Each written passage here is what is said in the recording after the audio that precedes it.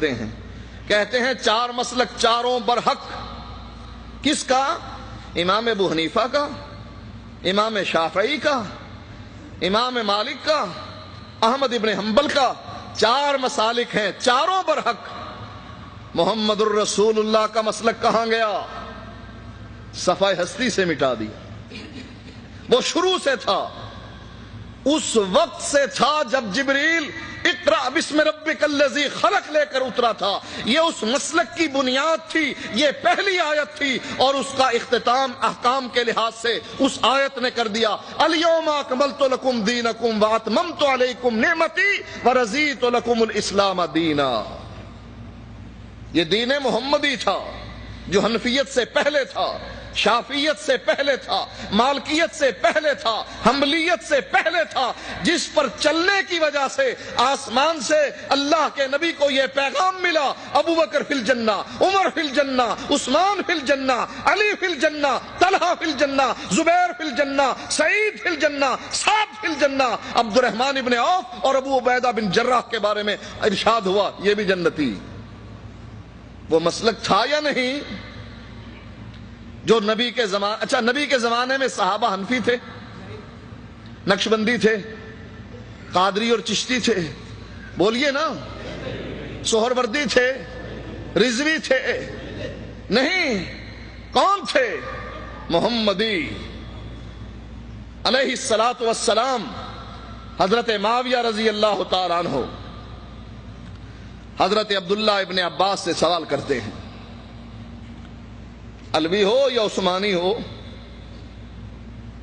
علوی ایک نسبت تھی حضرت علی کی طرف کہ جو حضرت علی سے محبت کرنے والے ہیں وہ حضرت علی کی طرف منسوب ہو کر علوی کہلواتے، اور جو حضرت عثمان سے محبت کرنے والے ہیں وہ عثمانی کہلواتے. الیکشن ہوا تھا حضرت علی اور حضرت عثمان رضی اللہ تعالی عنہما کے درمیان. بعض لوگوں نے جو حضرت علی سے محبت کرتے تھے حضرت علی کو ووٹ دیے، اور اکثریت نے حضرت عثمان کو ووٹ دیے، کیونکہ یہ اکثریت حضرت عثمان سے محبت کرتی تھی اور سمجھتی تھی کہ خلیفہ برحق حضرت عمر کے بعد جن کو خلافت ملنی چاہیے وہ یہی ہیں حضرت عثمان. اسی نسبت سے بعض علوی بن گئے، بعض عثمانی بن گئے. حضرت معاویہ پوچھتے ہیں عبداللہ ابن عباس سے، نبی کے چچا کے بیٹے سے، علوی ہو یا عثمانی؟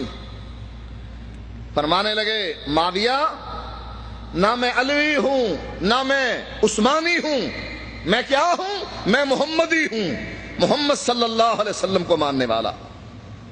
یہ مسلک موجود تھا یا نہیں؟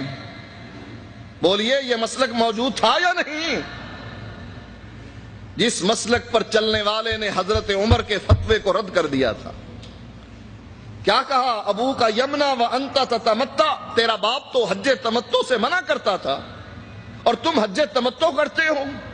کیا کہا تھا عبداللہ ابن عمر نے؟ بخاری کی روایت ہے، امر ابی یتبع امر رسول اللہ صلی اللہ علیہ وسلم. مجھے بتاؤ میرے باپ کی بات چلے گی یا محمد الرسول اللہ کی چلے گی؟ اس کا معنی یہ ہے کہ صحابہ کے زمانے میں یہ مسلک موجود تھا، تابعین کے زمانے میں یہ مسلک موجود تھا.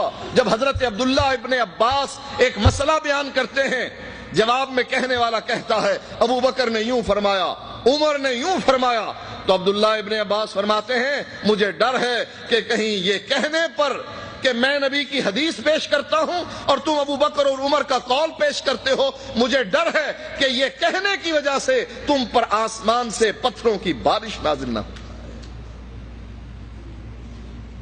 صحابہ تابعین کے زمانے میں یہ مسلک موجود تھا جس کا نام محمدی مسلک تھا. مٹا دیا نا. کہا چار ہیں، چاروں برحق. پانچواں کہاں گیا؟ محمدی مسلک. کہا نہیں، حرم میں چار مصلے بچھائے گئے تھے نا، کہ یہ حنفیوں کا، شافیوں کا، مالکیوں کا، حنبلیوں کا چار مصلے بچھائے گئے. پانچواں کہاں گیا؟ کہا نہیں، اس کو مٹا دو صفحہ ہستی سے. تم اس کو مٹانا چاہتے ہو، اور رب فرماتا ہے وَرَفَعْنَا لَكَ ذِكْرَكَ، ہم تیرے ذکر کو بلند کرتے رہیں گے. جہاں اشہد اللہ الہ الا اللہ آئے گا وہاں اشہد ان محمد رسول اللہ بھی آئے گا. دنیا مٹانا چاہے یہ مسلک مٹ نہیں سکتا. اللہ کے نبی فرماتے ہیں لا تزال طائفۃ من امتی، میری امت میں سے ایک گروہ ہمیشہ حق پر رہے گا. نبی کے زمانے میں بھی، صحابہ اور تابعین کے زمانے میں بھی، تبع تابعین کے زمانے میں بھی، ائمہ دین مفسرین محدثین کے زمانے میں بھی ایک گروہ ہمیشہ حق پر رہے گا. یہ حدیث ہے جس پر محدثین فرماتے ہیں، امام بخاری فرماتے ہیں، یزید ابن ہارون فرماتے ہیں، علی ابن مدینی فرماتے ہیں، دیگر محدثین جس کے اقوال کو خطیب بغدادی نے فضائل اہل حدیث کے نام پر جمع کیا ہے. کیا فرماتے ہیں کہ اس سے مراد، بلکہ احمد ابن حنبل نے فرمایا اگر اس سے مراد اہل حدیث نہیں تو مجھے کوئی علم نہیں کہ اس سے کون مراد ہے. یہ مسلک اس وقت بھی موجود تھا جب قرآن اترا، اور اس وقت بھی موجود رہے گا جب عیسیٰ علیہ السلام اتریں گے، جب قیامت آئے گی اس وقت بھی یہ مسلک اسی طرح زندہ رہے گا. اور آپ جیسے اس مسلک کو زندہ کر رہے ہیں اس زمانے میں بھی لوگ اس مسلک کو زندہ کرتے رہیں. ہمارے مسلک کی سچائی قرآن کے پاروں میں بکھری پڑی ہے. کیا فرماتا ہے اللہ تعالی؟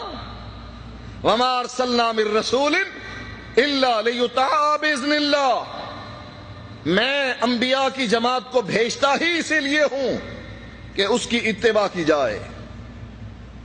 یہی آیت امام ابو حنیفہ رحمۃ اللہ علیہ کے بارے میں بھی آئی ہے نا کہ ہم نے 4 امام بنائے ہیں اور چاروں کے بارے میں ہم گارنٹی دیتے ہیں کہ جو جو ان کی اتباع کرے گا وہ جنت میں جائے گا. جس نے ہمارے امام کی، ہمارے مسلک کی اتباع کی، اس کے بارے میں آپ نے سن لیا کہ وہ جنتی ہیں. کن کے بارے میں فرمایا؟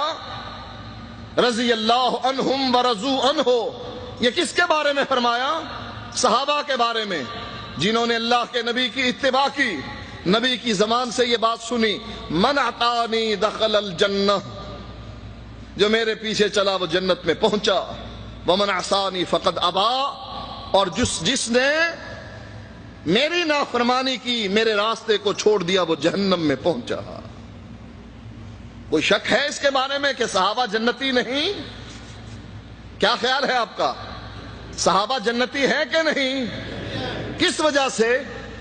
اس حدیث کی مصداق بن کر کہ اللہ کے نبی فرماتے ہیں من اطاعنی، کالے رنگ کا آئے وہ بھی میری اتباع کرے، گورے رنگ کا آئے بلال حبشی آئے تب بھی، صہیب رومی آئے تب بھی، کوئی قریشی آئے تب بھی، کوئی یہودی عیسائی آئے تب بھی، اللہ کے نبی فرماتے ہیں من اطاعنی دخل الجنہ.